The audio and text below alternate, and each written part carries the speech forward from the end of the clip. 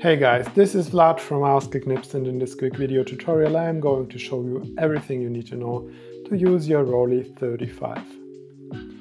The Rollei 35 is well known as the smallest, or one of the smallest, 35mm ever built.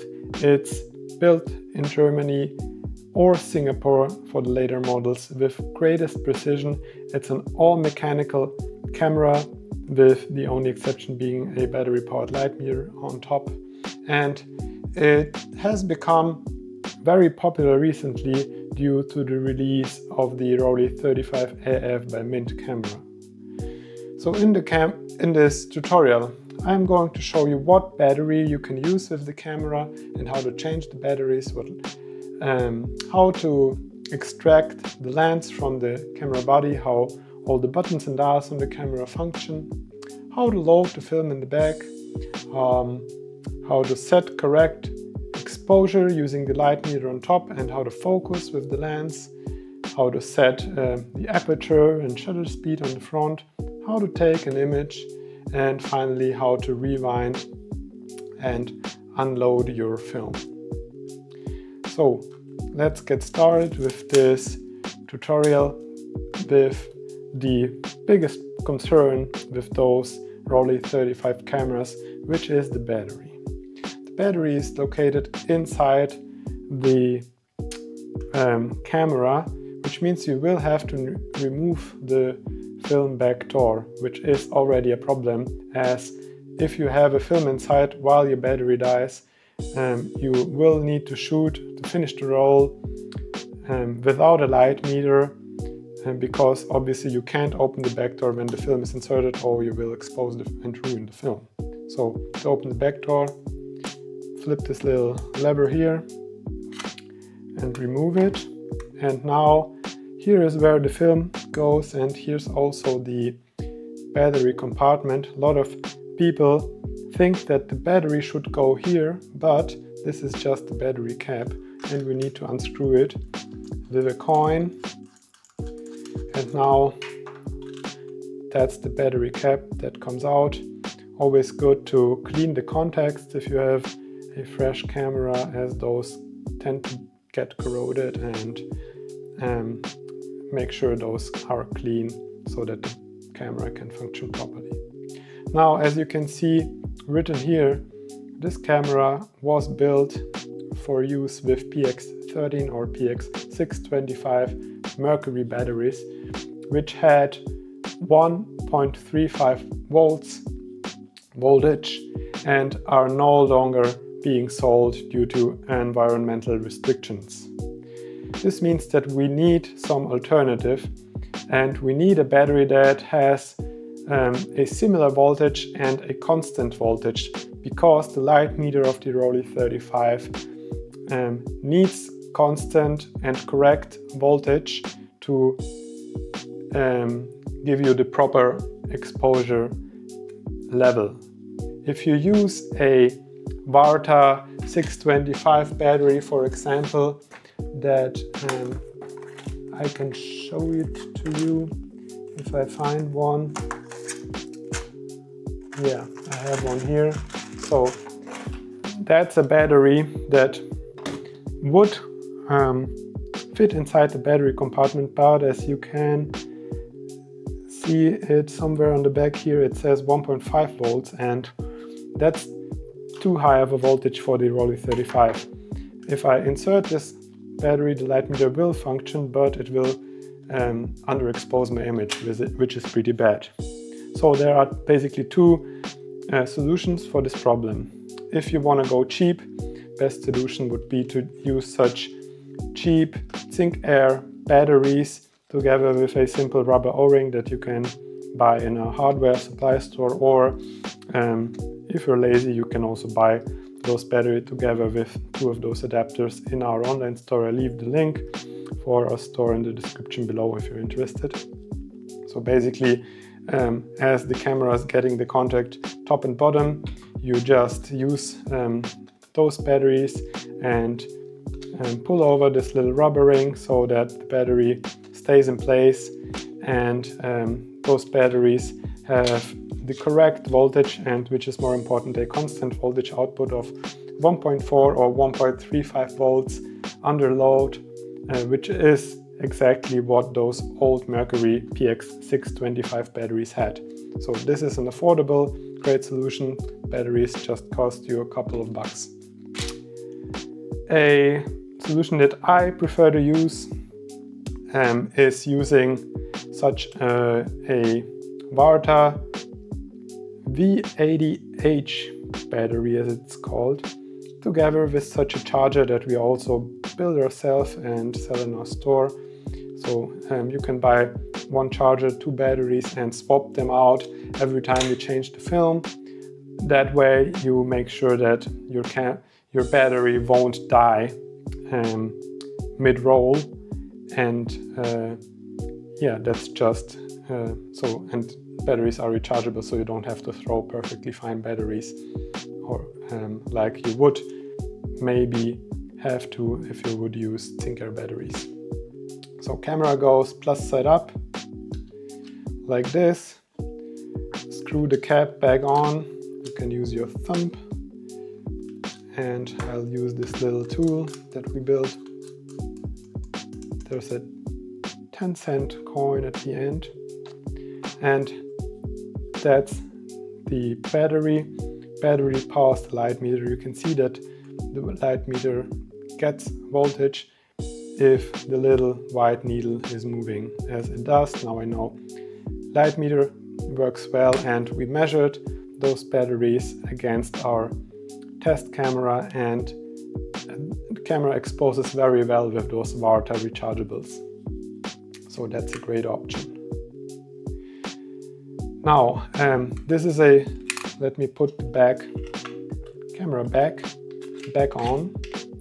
Just slide it on from the bottom.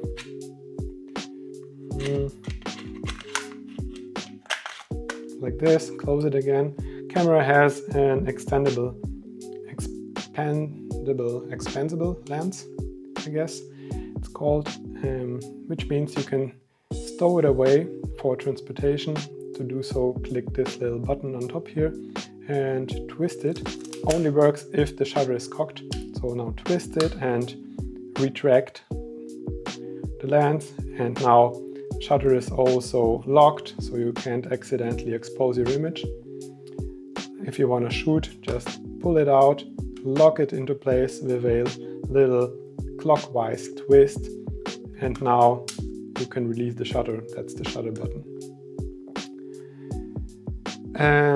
Camera has manual focus only, and as it's a viewfinder camera compared to a SLR or a rangefinder camera, you can only use this little viewfinder to compose your image, but there's no focus information or any other information inside the viewfinder, which means you can and need to zone focus with this camera. What does it mean? As you can see, there is a distance scale printed here in meters, and on the back it also is printed in feet. And what I would need to do is I set my aperture, which is the opening of the lens, as you can see here. If I set it, for example, to f8, which I would normally do on a sunny day, then I can see that if I then focus, and I need to guess how far away the subject that I want to shoot is, and let's say I say, okay, it's somewhere between 2 and 3 meters. If I set that the focus like that, then I can see to the little 8 numbers left and right of the arrow, and this will tell me what zone of focus I have set. So everything between, let's say, little under 2 and little over 3 meters will be in focus. If I guess the distance to 6 meters, for example, then I know that everything from 3 meters up to infinity would be in focus, and that's called hyperfocal distance. So that's basically how you would use this camera if you have enough light. Just set it like this, and then you know everything that's farther away then 3 meters is in focus, and I don't need to just let it like this, and I wouldn't use the focusing ring at all anymore. That's for the focusing. That's the aperture dial. On top of the aperture dial you have an ISO dial with little clicks. Here you can set the ISO or ASA as it's also called. On the left here we have a shutter speed dial, all mechanical shutter speeds, starting from a fast 1/500th of a second, which is a little slower than most SLRs offer, and down to a slow half a second shutter speed. Bear in mind that the slow speed mechanism of those cameras oftentimes needs some cleaning, so always test the camera if you can with the slowest shutter speed, and this is how it should sound. If it takes much longer than half a second, then I wouldn't rely on the slow shutter speeds. You can do it yourself, but requires removal of the top cover and some tinkering around. What other buttons do we have? Obviously here we have the lever to cock the shutter and advance the film, the advance. We have the rewind unlock, which is located on the bottom for most SLRs. Here we have it on top. This releases the take-up spool so that we can rewind the film. To do so we would need to move up this little lever and rotate it in the direction of the arrow, which I'll show you in a minute. We have a frame counter at the bottom here, and we have also an active hot shoe for attachment of the flash. Here we have the light meter. How it works is, and be cautious not to cover the light meter, which is here the sensor. If you cover it, as you can see, the needle goes all to the left and I won't get a correct reading this way. So if you hold the camera, always hold it so that this area is not covered. Now, something you also have to bear in mind is that the camera constantly uses up the battery as long as the sensor here is getting light. So best practice is to use some protective case or bag, or just put it in a dark cabinet so that the battery won't drain, which is especially painful, as I told you, because if the battery is drained and you have a roll of film inside, then you will have to finish the roll without a light meter. So how does the light meter work? It's pretty simple. You have the needle that's moving depending on how much light is hitting the sensor.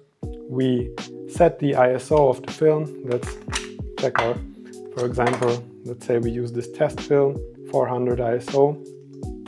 Setting the ISO here on the dial, it's already set to 400. I would set it like this.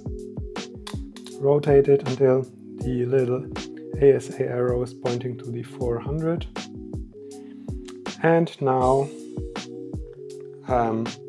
I just rotate the shutter speed dial and or the aperture dial so that the orange circle is covering the white arrow. As you can see, the orange circle is moving